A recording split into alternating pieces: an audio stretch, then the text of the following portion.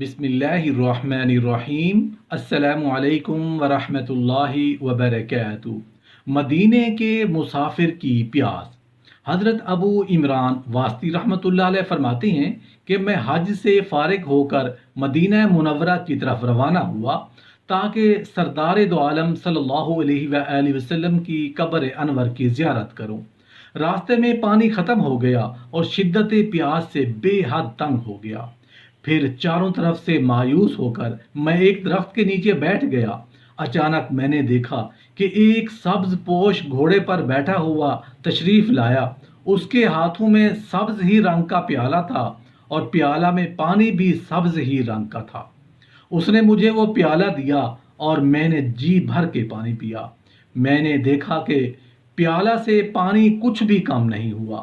سبز پوش نے مجھ سے پوچھا کہاں جا رہے ہو؟ میں نے کہا رسول اللہ صلی اللہ علیہ وآلہ وسلم اور صدیق اکبر اور فاروق اعظم رضی اللہ عنہم کی بارگاہ میں سلام عرض کرنے مدینہ منورہ جا رہا ہوں۔ سبز پوش نے کہا جب وہاں پہنچو اور سلام عرض کرو تو رسول اللہ صلی اللہ علیہ وآلہ وسلم اور صدیق و عمر فاروق رضی اللہ عنہم سے عرض کرنا رضوان جنت سلام عرض کرتا ہے۔